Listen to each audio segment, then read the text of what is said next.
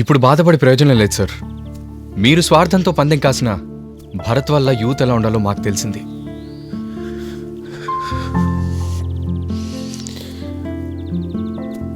నా కొడుకు last decision నువ్వు శృతిని పెళ్లి చేసుకోవడం. నా కొడుకు ఎప్పుడు రాంగ్ డెసిషన్ తీసుకోవడం. మనస్ఫూర్తిగా చెప్తున్నాను, శృతిని నీకు ఇచ్చి పెళ్లి చేస్తాను. వద్దు సార్. క్యాంపస్లో సిగరెట్ తాగటం, పార్టీల పేరుతో మందు కొట్టడం, క్లబ్కి వెళ్ళి పేకాడటం, ఇవన్నీ డేరింగ్ అనుకున్నాను sir. Long drives, rave parties, ఇవన్నీ క్రేజ్ అనుకున్నాను. యూత్ అంటే ఇలానే ఉండాలనుకున్నాను సార్. కానీ యూత్ ఇలా ఉండకూడదు.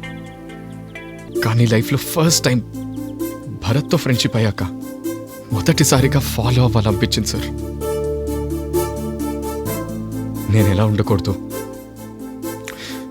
నేనే కాదు సార్, అసలు యూత్ ఎలా ఉండకూడదు. సిగరెట్ తాగటం, మందు కొట్టడం, పేకాడటం డేరింగ్ కాదు sir. Long drives, rave parties fashion కాదు సార్.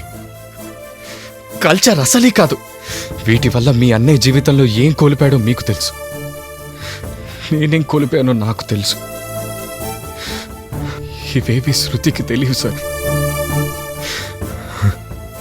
ప్రేమిస్తే పెళ్లి చేసుకోవాలనుకుంటుంది. నువ్వు తను ప్రేమించట్లేదా? ప్రేమిస్తున్నాను సార్, ప్రేమిస్తూనే ఉంటాను.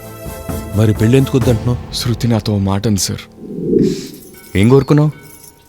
నాకు కాబోయే భర్త రాముళ్లా ఉండాలని. తన చేయి పట్టుకొని 7 అడుగులు వేసేవాడు రాముళ్లా ఉండాలనుకుంది sir.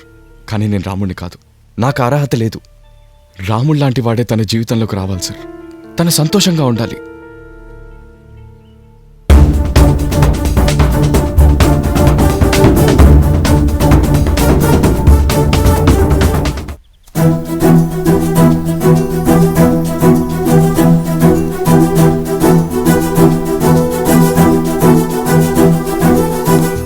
I love you.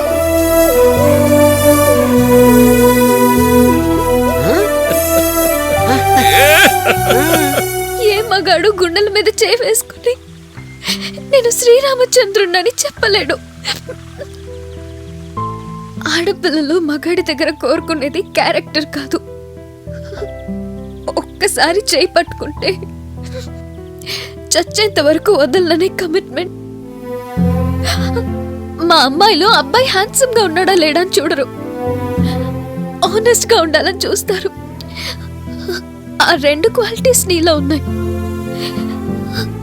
Abhi, I love you. నువ్వు నేను ఒకటవుదాం.